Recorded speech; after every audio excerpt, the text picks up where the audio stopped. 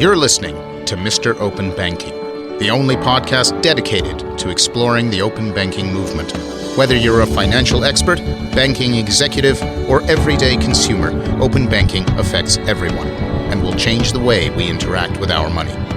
I'm A.L. Savan, your host. This episode is brought to you by Ozone API, unlocking the power of open finance all over the world. One of the key goals of open banking is to reinvent data sharing, so that when you choose to share your information, you can do so securely and with whomever you choose, all the while retaining full control over how that data is used. You can decide who sees your data, what data they can see, how they can use that data, and when they have to stop. A far cry from how our data is shared today. Rather than the information about us existing in the ether, controlled and exchanged without our permission, this new form of data sharing puts control back in our hands, enabling us to gain value from our data instead of others. When this finally happens, it will lead to a whole new world.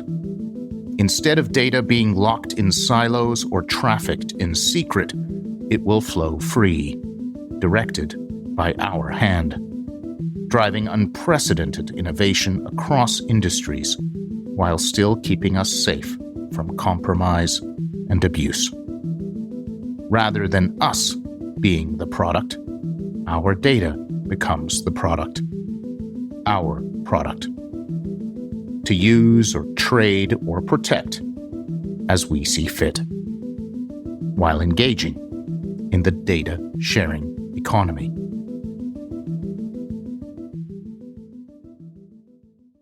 Open banking is just the start.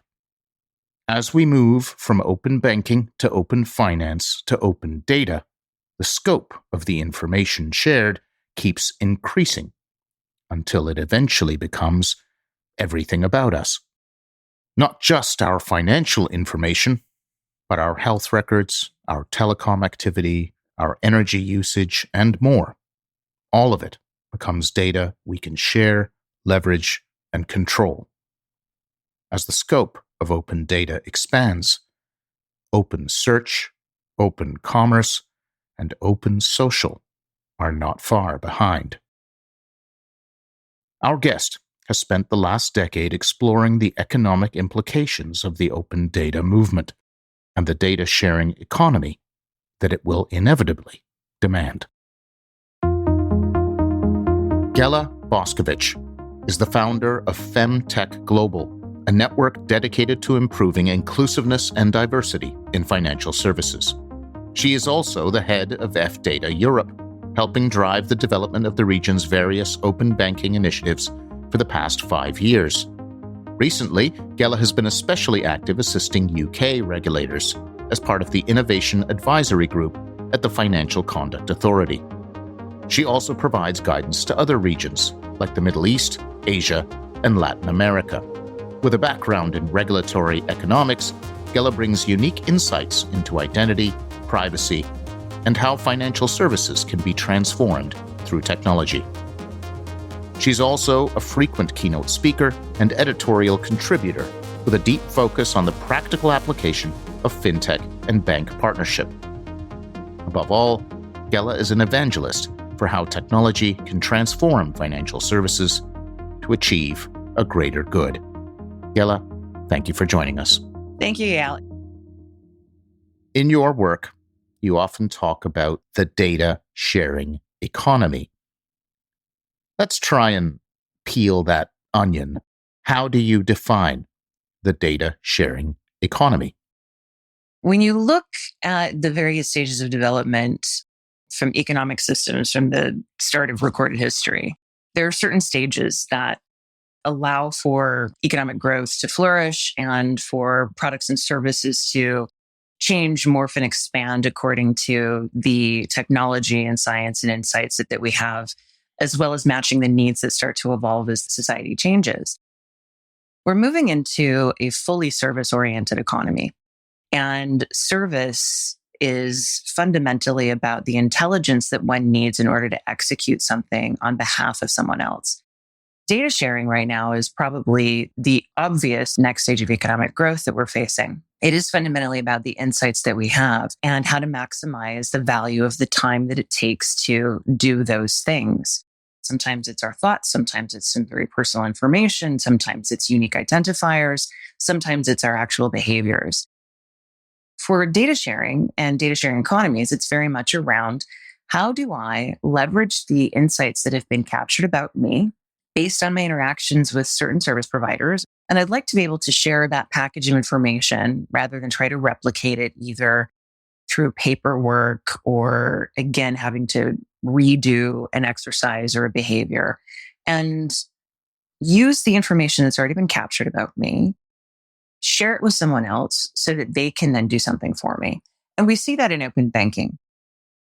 When we're thinking about the next wave of efficiencies and product design and user experiences, we're always looking to optimize whatever it happens to be.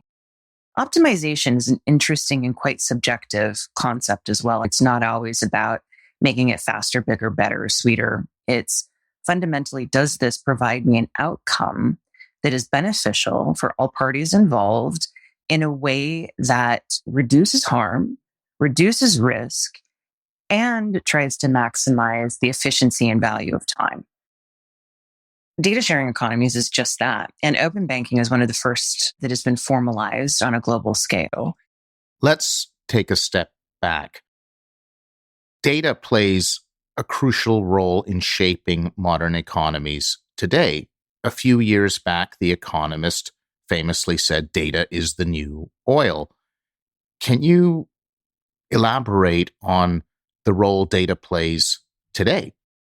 It's just as important as a fuel source. And in fact, it's probably the most renewable resource we'll ever have. We're constantly making new information. What isn't a renewable resource and what it's balanced by is time. What we don't have is time or attention. Those are non-renewable resources. How we choose to spend our time and attention creates the opportunities for our own economic benefit. Data plays a huge role in everything that we do. Every time we're online, every time that we engage with the ether in some way, shape, or form, we're creating a digital footprint. That digital footprint is indicative of the probability of our choices and the types of choices that we would most likely be making in the very next instant, in the very next hour, the next day, the next week, the next year. And it allows us to start to predict certain aspects of behaviors and needs. For a company that deals in data, this is primarily around anticipating where I'm going to meet a customer and how I'm going to meet the customer. And it's an ability for that particular institution or that particular firm to predict how they can best meet the customer where the customer is. Often that is, again, about competing for their time and attention. And that's what data does. It really just provides an insight to where that customer will be and how you can best meet them on their journey. I know it's a simplification, Eyal, but it fundamentally is the thing by which most institutions and firms transact. When you start to look at the biggest companies in the world, those that have $1 trillion in assets, they're fundamentally about data. They're fundamentally about understanding the customer from a very full 360 view, but also predicting where that customer will be at every single moment of their lives and being right there for them at that moment. So data is not just something that's captured. It's something that is amplified and resold and has extraordinary economic value in that its life is extraordinarily long. When you start to think about it, when you start thinking about it a little bit more expansively in that sense, data is the perpetual fuel for the machine. You mentioned the $1 trillion companies. That implies this concentration of data in relatively few hands. Is introducing a data sharing economy about spreading that wealth? I would say It's about reducing the asymmetry of control of that information and who can benefit from them. I doubt that we'll ever unpick the oligopic strata in which these firms exist. And trying to monopoly break them is going to be a huge challenge.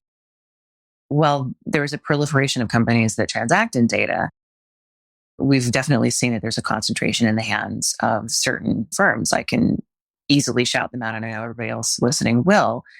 Google, Apple, Facebook/Meta, Amazon, because they have such a chokehold on this and they sit on mounds of information, we have become the products that they can resell.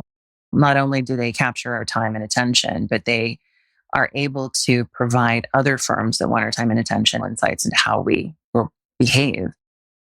It concentrates the ability to influence and persuade certain types of behaviors to the benefit of the fewer rather than the many. Data sharing economies that are based in a permission and consent framework and have a liability model that's overlaid that allows for those who have been harmed or exploited to be made whole. This is the first step in redressing that. Given that everything that you and I do is something that someone else can leverage in order to influence our next choice, shouldn't we have a little bit of control around who actually should have that information in order to influence our choices and behaviors? Part of the existential question these days is, does free will even exist in a digital journey or in a digital engagement? And some would say, actually, it doesn't, because every single user journey is crafted and designed to result in a particular outcome. Data sharing economies are really the first formal step in course correcting this asymmetry in terms of who has access, who has permission to use our data, and who's going to do it for what purpose. When we look at open banking, open finance, and ultimately open data, some of the principles are around transparency of what the information is going to be used for, with a direct and explicit articulation of the value exchange. It is very much around maximizing economic value, but it's also about who can exercise the choice and who can determine the path of potential choices that perhaps gives us a better illusion of free will existing rather than it being completely stripped away. When describing the data sharing economy, you sometimes break it down into 4 keystones: data rights, interoperability, consent, and digital ID. Let's use that as a bit of a framework for the next part of our discussion, starting with data rights. What exactly is a generalized data right, and how is it different from just good old open banking? So a data right explicitly says that the information that you generate in the course of your activities and behaviors is yours to share. And that irrespective of the sector, you would be able to instruct where that data can flow, and that you have absolute rights to retract the permission and consent that you may have granted a firm in order to deliver a service, that you can take that back. And that there's also a right to be forgotten in that firm's lifetime. Once you stop being a customer and you don't allow them to use your data anymore, that data is pulled away from their aggregation algorithms and their insights, their overall understanding of consumer behavior. It's something that has been explicitly articulated by the Australian government. They have CDR, which is the consumer data right. But it's also something that's been packaged, maybe not as explicitly, in GDPR. And we're starting to see that pop up across the board. There are a number of different countries that have granted that have explicitly said, you know what, if the consumer generates that information, that is their information and they have a right to it, as well as to use it and direct it. Open banking is a limited designation of that. So when we start to think about open banking from its genesis in the Payment Services Directive 2 that came out of Europe, we're looking at a single vertical of data that's about transactions, primarily around payments, but it's around your current account, your checking account, and the activity, the behavior that you have in relation to how you spend your money. That has been enshrined in PSD2. It's been enshrined in the retail order that was in the UK that established open banking, but it needs to expand a little bit more beyond just banking. When we look at open finance, that would then cover all the verticals across finance, including credit and savings, insurance, investment, pensions. But it also should go beyond financial. It should be all sectors. And we're starting to see that when we look at open data initiatives or smart data initiatives that are popping up around the globe. It's not just that the consumer has a right to their banking information being directed. It's now about how their transportation information is being used, or their health information, their energy consumption, their communications information. It's directly reflected in the notion that it's about behavioral data. What you do, what you generate, what is personal to you is yours. And that's something that then enables data sharing economies to really exist. Because without this right, you have this discussion around, if I'm an institution and I have done all sorts of really interesting analytics on this particular customer, I should be able to sell the insights of that customer. But here's the thing, that customer still is owed the value creation that they've enabled. But it's also just not yours to exchange or sell or to traffic. An explicit consumer data right just means that you have the tap of data that can finally be turned on, and it will be directed and turned on by the customer. The second keystone is interoperability. Why is interoperability so crucial in creating a working data sharing system? What happens when it's missing? Interoperability is the principle of plumbing. It ensures that there's an actual infrastructure that allows that information to flow and flow easily and to be digested. What we're looking at right now is how do we use application program interfaces or APIs in order to make sure that the data is safely and securely shared. It allows for one endpoint at one firm to call an endpoint at another firm, and for that little data package, that data payload, to be relayed and shared in a way that can't be breached by an outsider. So interoperability means that their technical infrastructure can speak to one another in a way that allows it to be safe and secure. The other part of interoperability is around data taxonomy and syntax and data standards. How much work is that firm going to have to do with the package of data that it receives in order to make it understandable? How quickly can I convert that intelligence into the process that I need to deliver the service or to execute on the transaction? And that becomes really important. So if you don't have tech that can speak to one another, or you don't have data that can be easily understood and digested and doesn't have to be fiddled with, then you're optimizing for speed and you're optimizing for time and you're creating value around that time optimization. The third keystone is consent. What is the role of consent and permission in a data sharing economy? It's what allows somebody to turn the tap on for that data to flow. It really is about who owns this data, who has the authorization to share that data. Can we authenticate that person actually has that permission and is who they say they are? And then how do we put the rules around the data, either what it's going to be used for, how it's going to be used, how it's going to be further shared, and for how long it's going to be held? Unless you have those particular guardrails in place, it's unfettered, Wild West, just drinking from a fire hose, and anybody can do anything with that information without any sort of consequence for bad actors or any protections for consumers. So it is fundamentally about control. It really is about ensuring that there is a clean, hygienic way of moving the data, but moving the data with a purpose and for an explicit outcome that can be mapped to a specific choice that a consumer or a firm granted. One of the trickiest parts of the puzzle is the fourth keystone, digital identity. How does digital identity tie into the broader picture? Identity is fundamental in identifying who can do what, when, why, and how. And it maps back again to consent and permission, but it also maps back to the consumer data right itself. The challenge is that there is this sense of big brother for some cultures and some markets. It makes it really difficult to assess exactly who this person is without them going through some hoops and providing other types of validation or other types of analog proofs that they are who they say they are.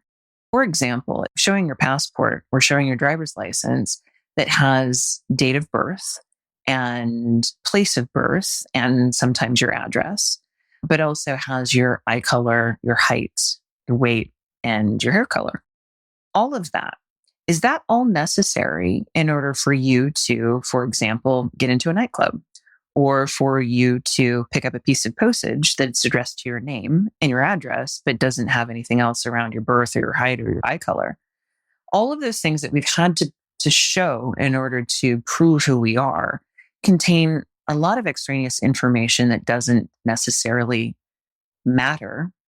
And digital identity allows us to actually fracture some of that information and divide up those different attributes to provide proof of the attribute that needs to be proven, but not share anything more that we need to share.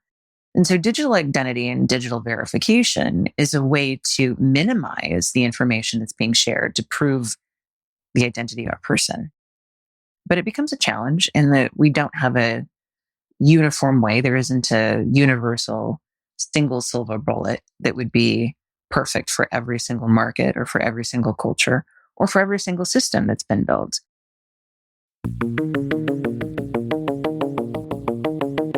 Although data sharing has become common practice in our daily digital lives, the mechanisms that power it remain opaque. Control of our data is held by a handful of gatekeepers who collect our information without always telling us how or why. In fact, they usually tell us that the data is not ours at all, but theirs, and that they need it to keep their businesses going. Their business, of course, is often to predict what we will do next, to use our data in order to preempt our choices and perhaps drive them in a particular direction, a more profitable direction. A more modern form of data sharing seeks only to unveil how our data is used, to let us participate in our digital destinies, and to partake in that profit. So, how do we get there? According to Gela, data sharing economies are based on 4 keystones. Data rights, to make sure your data, all your data, is in fact yours. Interoperability, to ensure that that data can flow through common pipes. Consent, so you can turn your data tap on and off as you see fit. And digital ID, to verify who you are, while sharing only what you need to. With these fundamental building blocks in place, we have the beginnings of a true data sharing economy. But to understand what this really looks like in practice, we have to delve a little deeper.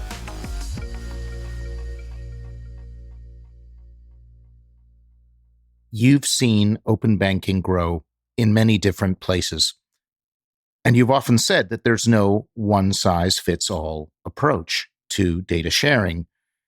How do unique cultural attributes shape the adoption of data sharing systems? It's interesting because a lot of this has been government-led. And open banking originally was a European piece of legislation. But the UK has a particular approach to open banking that differs from Europe, that differs from Brazil and Australia and Singapore and the Middle East and even Canada and North America with Section 1033. It's very much around governments being willing to step in or taking a bit more of a passive approach that starts to shape a bit of the cultural flavor. And whether or not the market itself would respond, if industry would respond and be willing to play. So some markets have to be told what to do. In the UK, the Competitions and Market Authority saw open banking as a competition remedy that would also improve consumer choice and improve innovation. And the 9 largest banks were told, you have to do this, and you also have to build the infrastructure in order for this to happen. We saw in Singapore that it was something that was also government led, but the government said, we're going to own the infrastructure. You're going to contribute and build, but we will coordinate. And we strongly encourage you, wink, wink, nudge, nudge, to do this. But we'll also ensure that you're very much part of creating the solution. We're seeing in, for example, Kingdom Saudi Arabia, they're mimicking the UK approach. But the UAE has a very different flavor in that they're also putting together their own API standard. The central bank will own that, and they will own the trust framework. And that's a very different thing than creating standards collaboratively from scratch, which is what we did in the UK. Europe, for example, doesn't have a single standard around which they coalesce. There are several different standards bodies. And to a certain extent, a lot of the banks, they didn't necessarily all follow the same standards. So if you're going to connect to all of the banks in Europe, you're going to have to build many different iterations of an API in order to do that. So different flavors, different cultures, different markets have different impact on how open banking develops, not only from a regulatory push perspective, but from a market and industry pull perspective. Now we're starting to see we need to all make some money off of this. We've made this investment. We're starting to see a return on that. But it's also understanding that this isn't going to go away, and that the shift to data sharing economies is a fundamental existential shift that has happened. And this is the trajectory. Let's get a little more philosophical. If we assume that all the pieces are in place, that we have technical mechanisms to securely share our data and laws protecting us when we do so, what does the data sharing economy practically look like? I mean, are we selling and trading little bits of information about ourselves? Yeah, actually, we are. But it's not necessarily just sharing and trading for the sake of sharing and trading. It's fundamentally about maximizing the economic value of that intelligence and insight. Basically, data sharing economies say, I'm going to take this little bit of insight that has extraordinary value, and I'm going to use it in a way that proves value for you. And you're going to give that to me in order to access this thing that will have value for you. And it's just another proxy for permission and access. Fundamentally, I think of money as just a proxy, and it's just a representation. It used to be apples for oranges or chickens for wool. Money took the place of that direct exchange of trade. It literally just says, I can access this resource and I have permission to do so. And by accepting this coin or this bill, you are going to get out of my way and let me through so I have access, or you're going to give over the resource that I have permission to take. And when you start to think about being able to create a token of value around a particular piece of insight or intelligence, that's all we're doing. You can't say the word intelligence these days without bringing up AI.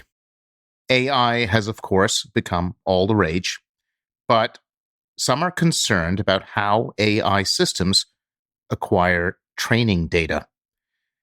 It sounds like an effective data sharing system could lead to a much more equitable way of powering AI. Is that right? I think it is.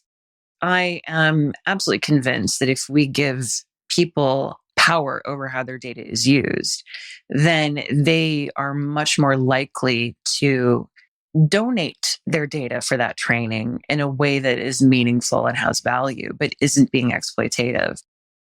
The other thing that we need to remember is if we're doing data training sets and we're just scraping the information from the web and it's just the worst of everything, that we're doubling down on some of those bad tendencies, those stereotypical assumptions that are wrong, and deepening the biases that already exist. The fact that we could potentially share our data around our behavior that would help train algorithms could skew that back because it's an accurate reflection of an individual. It's not necessarily a reflection of the stereotypical grouping of people. And I do think that if we're going to also be aware of how our information is used to train algorithms out there in the wild, it comes down to for what purpose and why. LinkedIn, for example, just published its new policies around data sharing to train their own AI algorithms. And what was interesting is they didn't let the public know until weeks after that it had gone live and that it would be an opt-out, not an opt-in approach. And so LinkedIn was taking all of our posts, all of our comments, all of our direct messages, anything that we liked, all of our behavior to train its own AI system. I turned that off. I was absolutely furious and actually reconsidered whether or not I want to engage in LinkedIn anymore precisely because of that. But imagine if I had actually been approached, and I think the most respectful way is, hey, we'd like to use your data. Would you opt in? Which is exactly what a data sharing economy should do. It's an opt-in. It's a conscientiously directed activity. And how much more willing I would have been to do that with LinkedIn if I understood and had the choice. This is what I think will fundamentally start to change the ethos of how AI could potentially be trained and used. If we put that data right back in an individual's hands and said, your data will only be used at your discretion, how many more companies would have to come to us to ask us for this? Imagine if ChatGPT actually had to ask me to use my data in order to help train the bigger algorithm. And I was aware of that, but I was also provided a value for that data sharing. But instead, they've scraped all of that activity that I've done on the web, and they've scraped all of the activity that you've done on the web, and they're training their algorithms, but they're aggregating that with everybody else's. And instead of actually training an algorithm to be incredibly intelligent and insightful and logical, they're just creating it to be a summary of all of their lovely, and I say that with dripping sarcasm, stuff that's out there on the web. I think that will fundamentally change once we have AI regulation, but also once we have data sharing and consumer data rights explicitly enshrined in data sharing economies that will have a little bit more of a prophylactic against dangerous AI. One of the keystones you identified was digital identity. As you said, many are reticent to adopt digital ID, viewing it as a means of control, either by corporations or by governments. And yet, it's a keystone of data sharing. Does this mean that in order to build an effective data sharing economy, we will need to sacrifice anonymity? I think anonymity is not an option at this point. I think that went out when the World Wide Web came up. I think there's a difference between desiring anonymity, which is fundamentally impossible, and desiring privacy. And they're two very different concepts. And I think we conflate privacy with anonymity in the context of the digital age. Anonymity went the way of the dodo mid 20th century. You can't do anything without being identified in some way, shape, or form, considering that all we need are 3 data points about you to triangulate who you are and where you are. And that means that whatever you do, you're no longer anonymous. So I'd say most people need to get comfortable with the notion that anonymity doesn't exist and that you will never be able to do anything without at least being identifiable. However, privacy is something around which we can put more controls and have more mechanisms to ensure it than we do anonymity.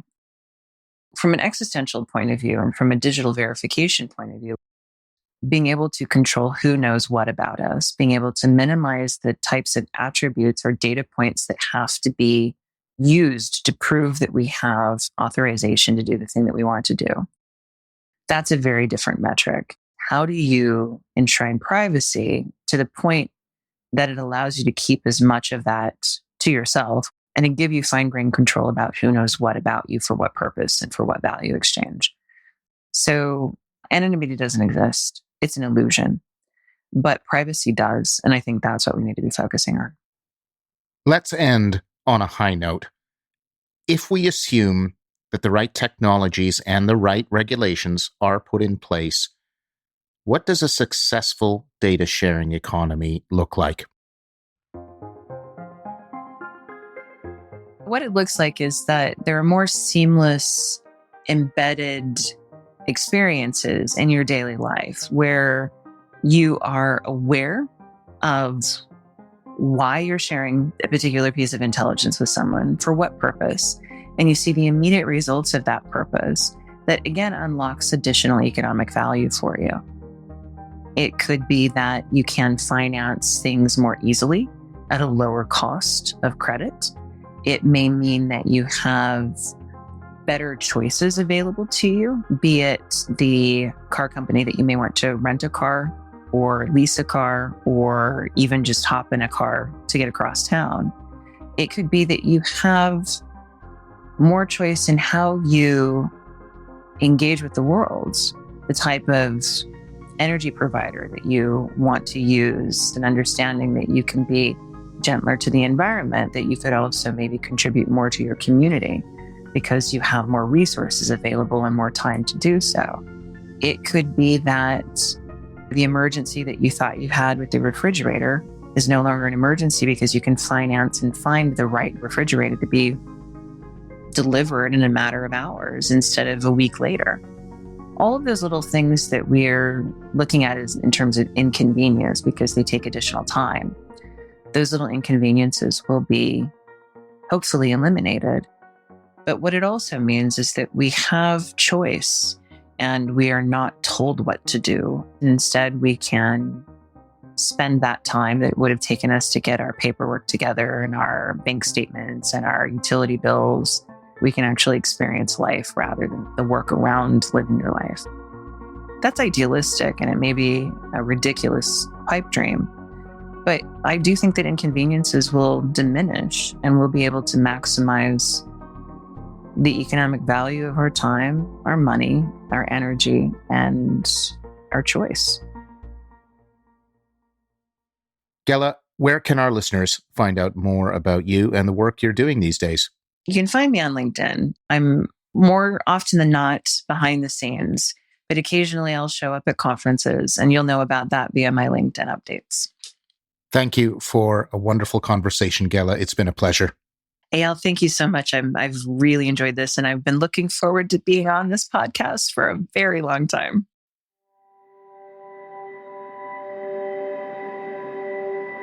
Every moment of every day, we leave behind us a trail of information. This trail is a reflection of our habits, our preferences, even our personal beliefs. In a very real sense, these breadcrumbs that we leave in our wake are who we are.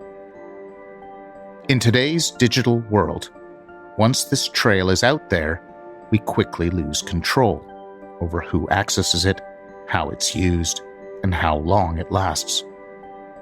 Unfortunately, the digital footprints we leave behind are a silent reminder of how much our lives are being logged, analyzed, and monetized in ways we barely understand, much less control. Enter the data sharing economy, a system where people finally have ownership and control over their data. Imagine being able to see your trail, to decide which breadcrumbs stay and which disappear, to share only those breadcrumbs you wish, and only with those you wish to see them.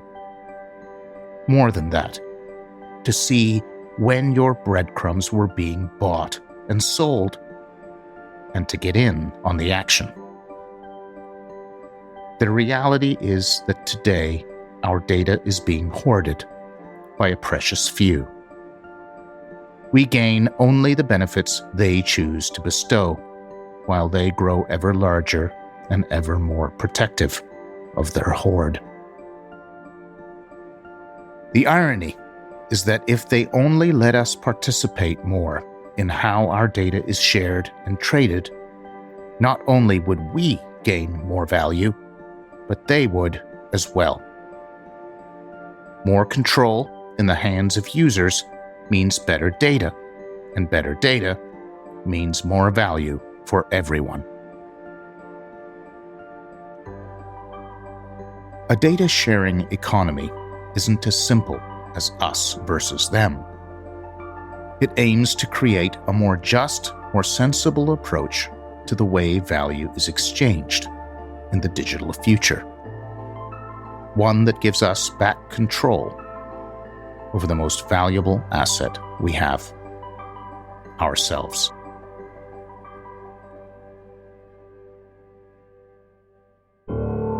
Thanks for listening to Mr. Open Banking, the podcast that explores the ongoing evolution of open banking and its impact on our lives. Make no mistake, the rise of open banking is going to change financial services forever, and we will be covering that story every step of the way. This is your host, A.L. Savan. Until next time.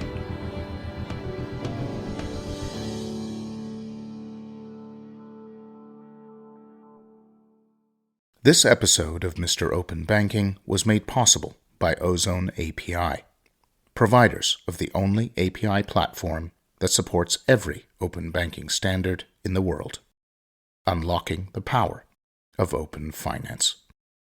To learn more, visit ozoneapi.com.